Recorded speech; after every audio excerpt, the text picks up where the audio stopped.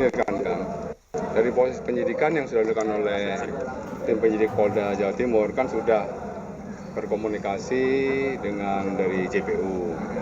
JPU juga kan memiliki kewenangan sesuai dengan asas diferensiasi kewenangan itu, bahwa diferensiasi fungsional itu bahwa dari JPU sudah melakukan penelitian. Dari hasil penelitian JPU menyimpulkan bahwa Direktur PT LIB tidak dapat diajukan di dalam proses penuntutan. Makanya penyidik ya mengikuti apa yang menjadi petunjuk dan hasil penelitian dari JPU. Berarti di SP3 Pak ya? Ya? SP3 yang di PT LIB? Istinya bukan SP3 ya, tapi yang bersangkutan setelah dilakukan penelitian dengan pihak JPU tidak dapat diajukan dalam proses penuntutan. Oleh karenanya proses administrasi yang nanti penyidik akan menyiapkan dan yang bersangkutan segera dikeluarkan dari rutan.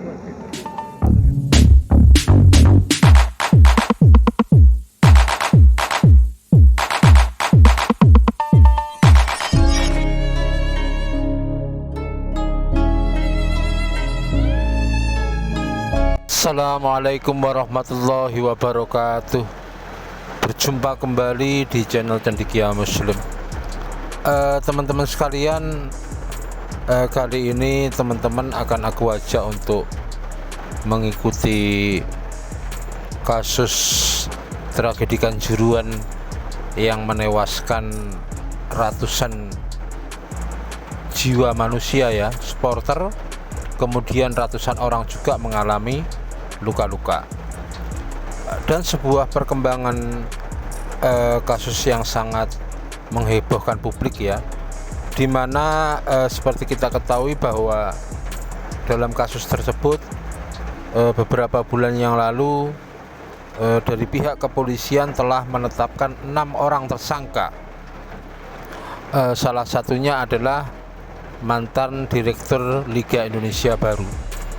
Tetapi yang mengejutkan ya, beberapa hari yang lalu ketika 5 orang tersangka yang lainnya itu sudah dinyatakan berkasnya lengkap atau B21, khusus untuk mantan Direktur LIB yaitu Ahmad Hadian Lukita ini berkasnya belum lengkap, artinya masih berputar-putar pada B19 ya. Polisi dianggap belum memenuhi apa yang menjadi petunjuk jaksa, dan konsekuensinya karena batas waktu penahanan yang bisa dilakukan oleh penyidik itu hanya 20 hari ditambah 40 hari atau 60 hari. Ketika melewati masa itu, tentu saja yang bersangkutan yaitu tersangka mantan Direktur LIB ini harus dibebaskan demi hukum. Jadi harus dilepaskan dahulu dari tahanan karena batas waktu penahanannya sudah maksimal terpenuhi begitu.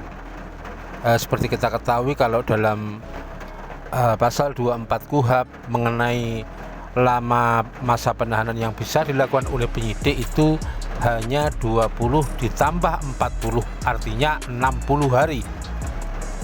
Kecuali kalau kasus yang menjerat itu ancaman hukumannya maksimal 9 tahun itu, setelah 60 hari penyidik masih bisa melakukan perpanjangan penahanan tetapi dengan izin Ketua Pengadilan Negeri. Tetapi karena dalam kasus tragedi Kanjuruhan ini pasal yang disangkakan kepada para tersangka itu pasal 359 dan 360 KUHP, di mana ancaman hukuman maksimalnya hanya 5 tahun, tentu saja 60 hari itu sudah maksimal batas waktu penahanan yang bisa dilakukan oleh penyidik.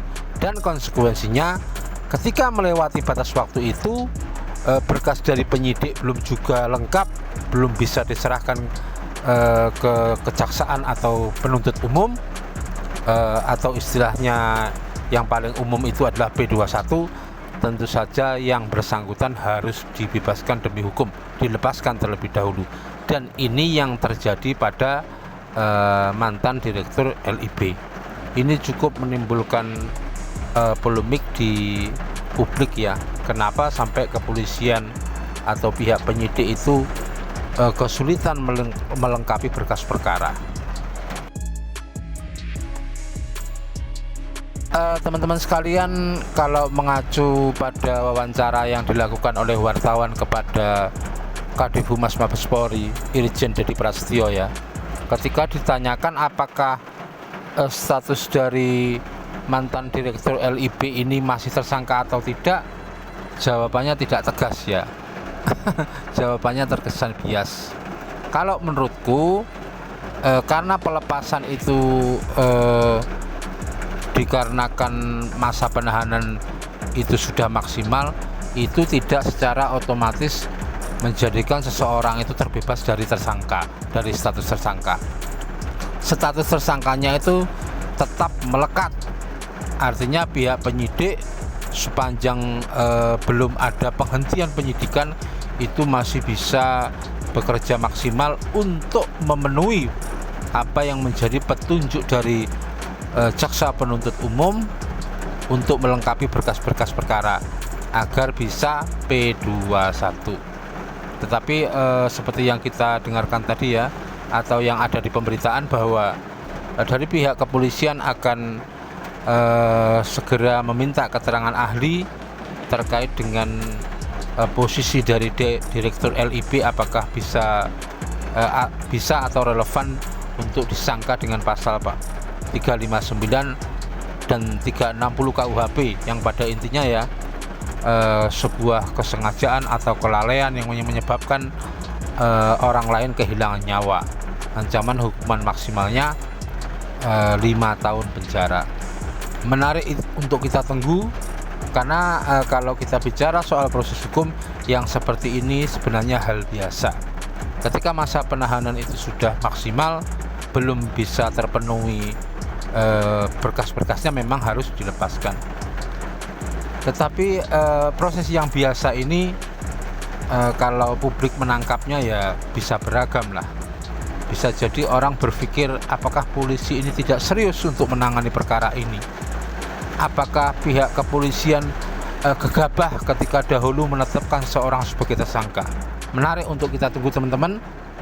Kalau nanti sampai pada akhirnya polisi tidak bisa melengkapi berkas, kemudian melakukan penghentian penyidikan, membatalkan status tersangkanya, itu para pihak yang berkepentingan bisa mengajukan pra-peradilan soal penghentian penyidikan atau penghentian penuntutan. Jadi kalau polisi mengeluarkan SP3 menghentikan penyidikan, itu pihak-pihak yang punya kepentingan bisa menguji itu, apakah penghentian penyidikan nanti itu sesuai dengan KUHP atau tidak. Itu menjadi wilayahnya lembaga pra-peradilan. Demikian teman-teman yang bisa aku sampaikan, kurang lebihnya mohon maaf. Assalamualaikum warahmatullahi wabarakatuh.